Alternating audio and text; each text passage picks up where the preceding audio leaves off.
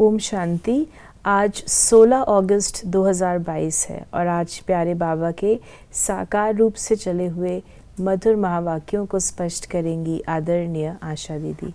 ओम शांति दीदी। ओम शांति। बाबा ने कहा, मीठे बच्चे, तुम्हें पवित्र रहने का व्रत लेना है, बाकी निर्जल रखने, भूख हड़ताल आदि करने की ज़रूरत नहीं।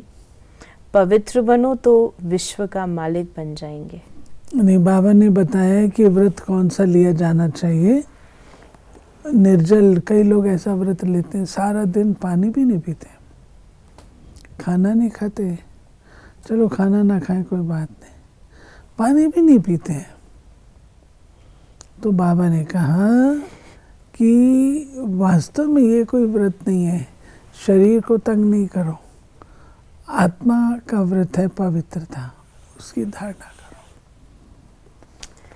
प्रश्न है, इस समय दुनिया में सबसे अच्छे कौन हैं और कैसे? इस दुनिया में इस समय सबसे अच्छे गरीब हैं, क्योंकि गरीबों को ही बाप आकर मिलते हैं। साहूकार तो इस ज्ञान को सुनेंगे ही नहीं। बाप है ही गरीब नवाज, गरीबों को ही साहूकार बनाते हैं। बाबा कहते हैं क्यों? क्योंकि उनकी बुद्धि पहले ही विरक्त होती है गरीब बच्चों की, और वो प्यासे होते हैं, उनको आधार चाहिए।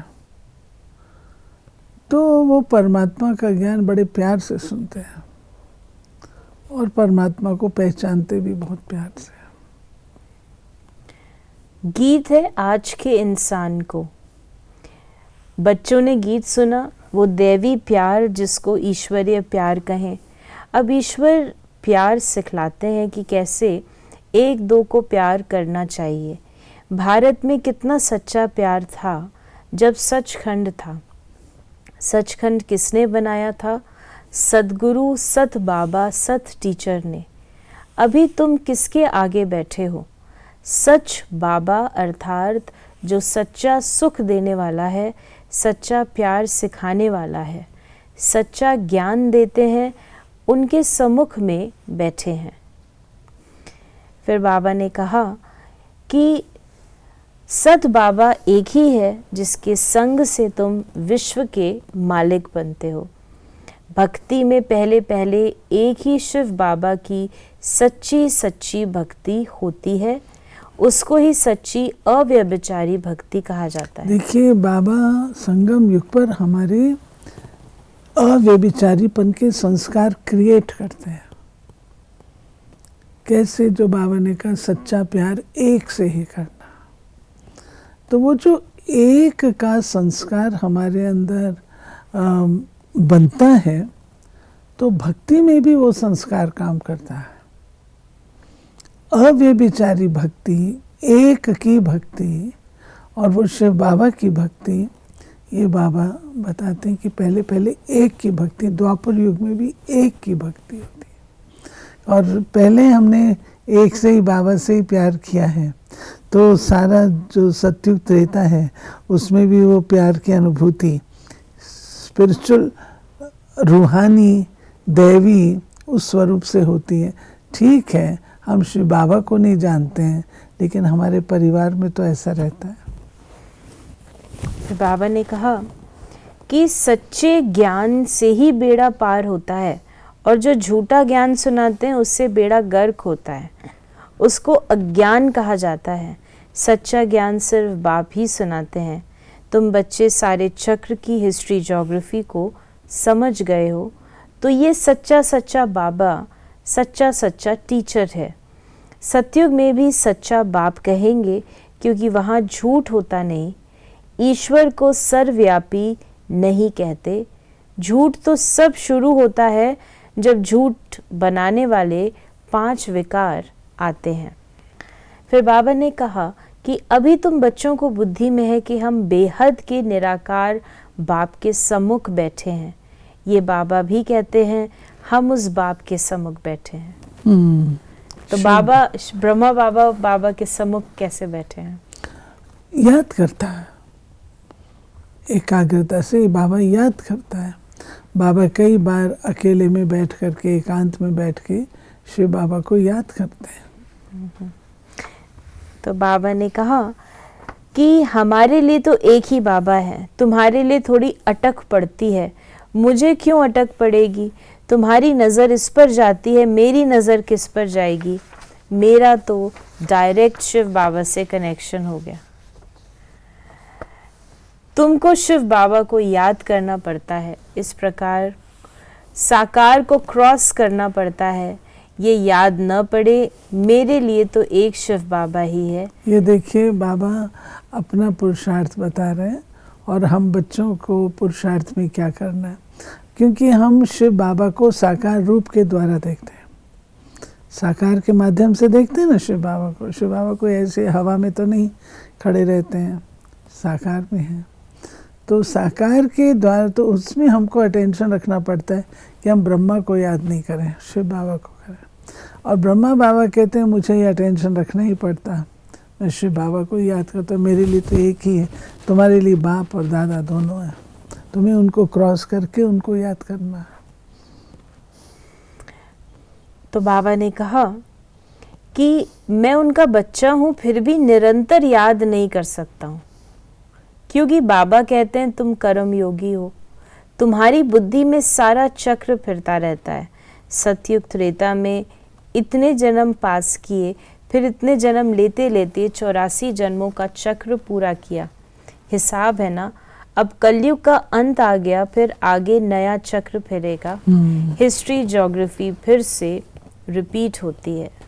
सतयुग में कौन थे, कहाँ पर राज्य करते थे, ये भी तुम जानते हो कि सारी विश्व पर देवताएं ही राज्य करते थे।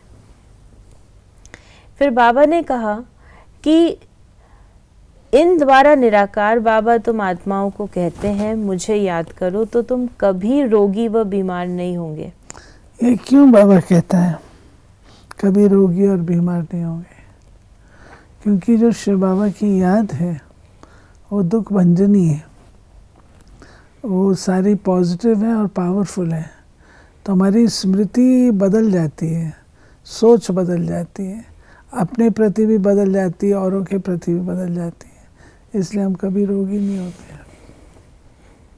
फिर बाबा ने कहा कि बहुत दान पुण्य करने से राजाई घर में जन्म मिलता है। यानी जो इस जन्म में जिनके पास बहुत धन है, पिछले जन्म में उन्होंने बहुत पुण्य किया है, इसका मतलब ये है। पक्की बात। लेकिन अभी तो कई बहुत पाप भी करते हैं उसी धन से कई बार, तो उसका फिर आगे मिलेगा उनको। देखिए, धन एक भाग्य है, धन सबके पास नहीं है, कोई के पास है।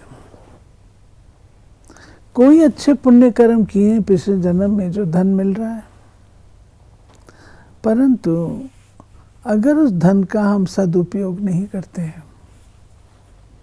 हम उसको सही कहते हैं, धन कमाना सरल है, धन संभालना मुश्किल है।